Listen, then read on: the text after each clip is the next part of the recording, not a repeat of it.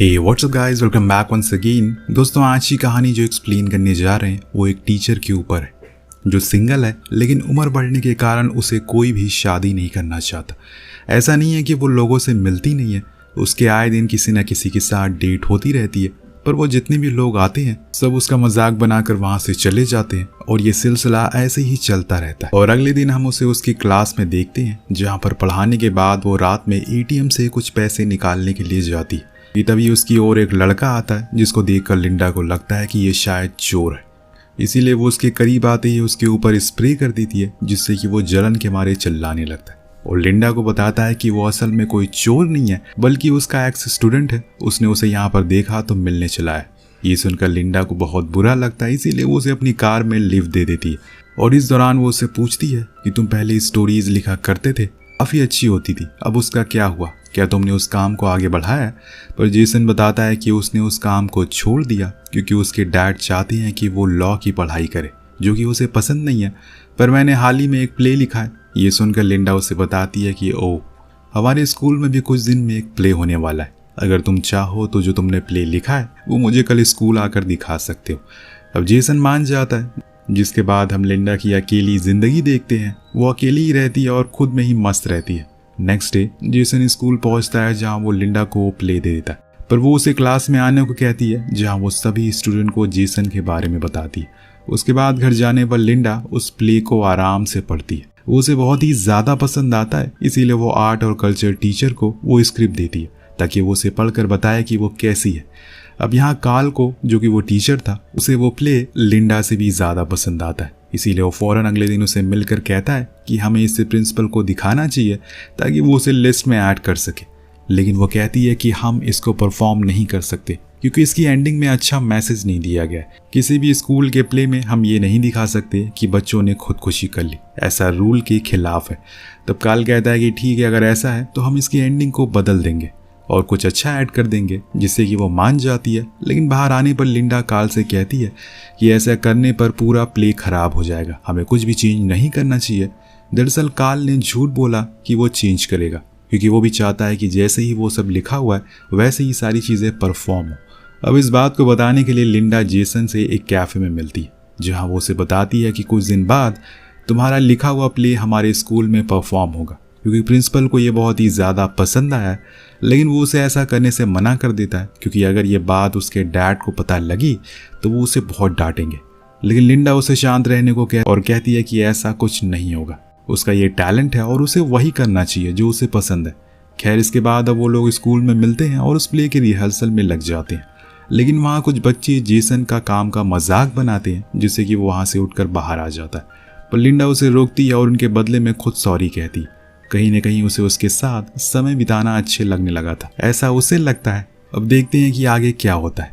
वापस आने पर वो सभी लोग आपस में ही रिहर्सल करने लगते हैं और ये चीज़ 2-3 दिन चलती रहती।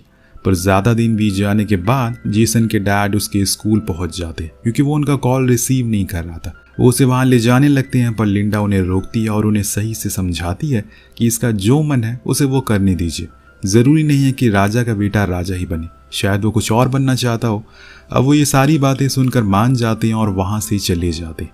पर तभी जेसन के पेट में दर्द होना शुरू हो जाता है, इसीलिए वो उसे क्लास में ले जाती है और उसे स्टमक पेन की दवा देती है। लेकिन वहाँ जेसन रोना शुरू कर देता है। उसे शायद अपने डैड का ये रवैया पसंद नहीं आता, जो बात वो लिंडा से भी शेयर करता है और एज ए टीचर के तौर पर वो उसे सहारा देती है। लेकिन देखते ही देखते वो दोनों काफ़ी करीब आ जाते हैं।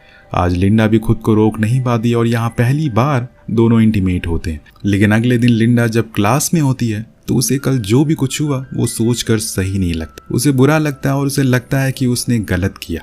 इसीलिए वो उसी दिन जेसन से मिलने जाती है और उसे साइड में ले जाकर कहती है कि तुम्हें ऐसा कुछ नहीं करना चाहिए था, मैं तुमसे बहुत बड़ी हूँ। तो जेसन कहता है कि वो सब अचानक से हो गया, इसमें हमारी क्या गलती है। पर यहाँ लिंडा उसे ये बात किसी से भी ना बताने को कहती है और जितनी जल्दी हो सके वो उसे भूल जाने को कहती है। अब वो हाँ में जवाब देकर वहाँ से चला जाता है। पर कुछ ही दिन बाद वो जेसन को लिली नाम की लड़की के साथ देख लेती है, जिससे उसे बहुत बुरा लगता है। लेकिन जब वो खुद उसे दूर होना चाहती है तो ये उसे बुरा क्यों लग रहा है? इसका मतलब है कि वो उसे पसंद करने लगी है और इसीलिए अब तो वो लिली को प्ले से भी निकाल देती है। जो बात जेसन को समझ ही नहीं आती। इसीलिए वो उसे बाहर ले जाकर कहता है कि ये जो तुम कर रही हो वो गलत है। लिली ने तुम्हारा क्या बिगाड़ा है और मेरी मर्जी है, मैं किसी के साथ भी हैंग आउट कर सकता हूँ। तो लिंडा कहती है कि वो मेरी स्टूडेंट है और तुम ऐसा नहीं कर सकते। यह हम साफ देख सकते हैं कि लिंडा को कहीं ना कहीं वो जेलस फील हो रहा है, लेकिन अभी वो ये बात खुद भी नहीं जानती। तब जेसन उसे फिर से कल वाली बात का टॉन्ट मारता है, जिसे सुनकर वो गुस्सा हो जाती है और वहाँ से चली जाती है। पर उसके जाने के बाद हम देखते हैं कि एंड्रयू नाम का लड़का जिसने जेसन का मजाक बनाया था, उस दिन वही कार के पीछे छुप कर इनकी सारी बातों का रिकॉर्ड कर लेता है, जिससे ये साफ मतलब है कि अब लिंडा की जिंदगी खराब होने वाली है। पूरे वीकेंड में वो न्यूज़ ऐसे फैलती है जैसे कोरोना वायरस। हर तरफ लोग लिंडा के बारे में बात कर रहे थे। जब वो स्कूल पहुंचती है, सभी का रिएक्शन देखकर वो समझ जाती है कि वो चीज़ अब सबको पता चल चुकी है। हर जगह बस उसके बारे में बातें होते हुए सुनाई दे रही थी, जिससे कि आज हम पहली बार उससे रोते हुए देखते। यहाँ तक कि उसके क्लास के बच्चे भी उसका मजाक बनाते हैं। जो बात वो सुनकर गुस्से में आ जाती है और वहाँ से फौरन प्रिंसिपल के पास पहुँचती है, जहाँ वो उन्हें बताती है कि लिली जो कि उनकी स्टूडेंट है वो उसके बारे में फेक न्यूज़ फैला रही है। लिंडा को असल में लगता है कि ये सब लिली ही कर रही है, लेकिन ऐसा तो कुछ भी नहीं है। पर प्रिंसिपल को लिंडा पर ज़्यादा यकीन था, इसीलिए वो फौरन ऑडिटोरियम पहुँचती है और लिली को सुनाना शुरू कर देती है, लेकिन वो साफ मना कर देती है कि उसने ऐसा कुछ भी नहीं किया। तब लिंडा प्रिंसिपल को लिली और जेसन के बारे में बताती है, जिससे गुस्से में आकर वो भी उसकी वीडियो को प्रिंसिपल को दिखा देती है, जिसके बारे में सभी बात कर रहे थे, और बता देती है कि उन्हीं की मैम का जेसन के साथ अफेयर है। जो सुनकर उसे बहुत ही ज़्यादा गुस्सा आता है प्रिंसिपल को, और वो उसी समय लिंडा को जॉब से फायर कर देती है, जिस बात से वो पूरी तरीके से टूट जाती है। वहाँ जेसन भी मौजूद था, लेकिन वो लिंडा की सफाई में कुछ भी नहीं कहता, उसका स्टैंड नहीं लेता, बस चुपचाप खड़ा रहता है। पर लिंडा जैसे ही अपनी कार के पास पहुंचती है, वो भी पीछे पीछे आ जाता और उसे उल्टा सुनाने लगता और कहता है कि उसकी चक्कर में पूरे स्कूल के सामने उसकी इमेज खराब हो गई और लिंडा यहाँ पे दोनों तरफ से धोखा खा रही थी। इसीलिए वो गुस्से में आकर कार को इतनी तेज चलाती है कि उसका एक्सीडेंट हो जाता है। जब उसकी आँख खुलती है तो वो खुद को हॉस्पिटल में पाती है, जहाँ पर डॉक्टर जॉन होते हैं, जो कि जेसन के डैड थे, जिन्हें वो पहले से जानती थी। इसीलिए वो उनके सामने रोने लगती है, जिस चीज़ को देखकर वो उसे शांत होने को कहते हैं और जो भी हुआ और वो सब बताने को भी कहते हैं। तब लिंडा उन्हें बताती है कि स्कूल में किसी ने ये खबर फैला दी कि उसका जेसन के साथ अफेयर है, पर ऐसा कुछ नहीं है, वो चीज़ बस एक बार हुई। अब इस चीज़ को सुनकर उसके डैड भी पूरी तरह से हैरान थे। हॉस्पिटल आने के बाद लिंडा के पास काल का कॉल आता है, जो उसे वापस इस प्ले को करने को कहता है, लेकिन लिंडा का कहना था कि अब उसके पास हिम्मत ही बची नहीं है फिर वो उन सभी चीज़ों को फेस करने की, इसीलिए अब वो नहीं आना चाहती। पर काल उसे बोलता है कि तुम्हें इस प्ले में इतने सारे पैसे लगाए हैं, अगर तुम्हें एंडिंग में भी कुछ चेंज करनी है तो वो तुम कर सकती हो, लेकिन वो साफ साफ मना कर देती है और फ़ोन काट देती है। अब 2 दिन बाद उसके पास स्कूल की प्रिंसिपल भागते हुए आती हैं और बताती हैं कि काल को हार्ट अटैक आया, पर उसने जाते जाते कहा है कि तुम्हें इस प्ले को करना है क्योंकि हमारे ऑलरेडी $18,000 की टिकट को बेच दिया है, अगर कुछ हुआ तो हमें बहुत बुरा लॉस होगा। थोड़ी देर सोचने के बाद वो हाँ कर देती है और फिर अगले दिन हम स्कूल में उसे देखते हैं, लेकिन अभी भी बच्चे उसे टॉन्ट कर रहे थे, पर वो इग्नोर करके ऑडिटोरियम आ जाती है और प्ले शुरू कर देती है।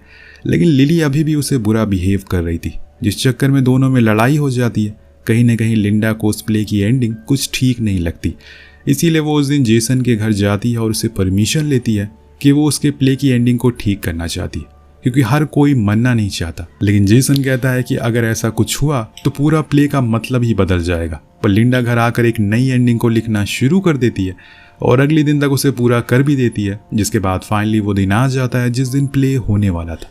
सभी लोग एक साथ होते हैं और बीच प्ले में जेसन भी वहाँ पहुँचता है, जो चेंज हुई एंडिंग को देखकर कुछ खास खुश नज़र नहीं आ रहा था, क्योंकि इस पूरे प्ले का मतलब बदल चुका था। अब इस चीज़ के लिए लिंडा भी उसे माफ़ी मांगती है और कहती है कि उससे गलती हो गई, उसने इसकी पूरी मेहनत ख़राब कर दी। लेकिन तभी जितने भी लोग वहाँ बैठे हुए थे सभी खड़े होकर उसके लिए तालियां बजाते। उन्हें प्ले बहुत ज़्यादा पसंद आया था, उन्हें वो एंडिंग बहुत ज़्यादा पसंद आई थी और ये चीज़ किसी ने भी एक्सपेक्ट नहीं करी थी। इसीलिए काल ऑथर यानी जेसन को इस स्टेज पर बुलाता है और सभी को सामने उसकी तारीफ़ करता है। वहाँ उसके डैड भी मौजूद थे, जो अपने बेटे की सफलता और कामयाबी को देखकर थोड़ा इमोशनल हो जाते हैं। पर जिसने ये सब किया वो चुपचाप वहाँ से बाहर आ जाती है, यानी कि लिंडा। उसे बहुत खुशी हुई कि सब कुछ ठीक हो गया, लेकिन उसके लिए सब कुछ अब खत्म हो गया है। लेकिन तभी उसे जेसन रोक लेता है और थैंक यू कहता है कि उनकी वजह से आज उनके बेटे को इतनी सराहना मिल रही है। अब कुछ दिन ऐसे ही बीत जाते हैं और फिर एक दिन हम लिंडा को एक बुक स्टोर पर देखते हैं जहाँ वो रॉबर्ट क्लोविन की किताब को खरीद रही थी कि तभी वहाँ पर जॉन भी आ जाता है और वो भी उसी ऑथर की बुक को ले रहा था कि तभी दोनों का टकराव हो जाता है, जिसके बाद जॉन उसे फ्लर्ट करना शुरू कर देता है और जिसका लिंडा भी अच्छे से जवाब देती है। और इसके बाद दोनों एक कॉफ़ी शॉप पर जाते हैं, कॉफ़ी लेकर थोड़ी बातें करते हैं, जिस दौरान वो इतने फ्रैंक हो जाते हैं कि मिलकर कल डेट पर जाने का डिसाइड कर लेते। देन हम अगले दिन जॉन और लिंडा को बाहर देखते हैं और आज उनकी डेट है फाइनली। इसी सीन के साथ इस कहानी की समाप्ति हो जाती है। वेल दोस्तों, लिंडा के लिए ये एक नई शुरुआत है। कभी कभी आपका वक्त अच्छा होने में थोड़ा समय लगता है, लेकिन एक दिन वो होता ज़रूर है। और इसी के साथ ये कहानी यहीं ख़त्म हो जाती है। मिलते हैं अगली वीडियो में। Thank you so much watching. Peace out.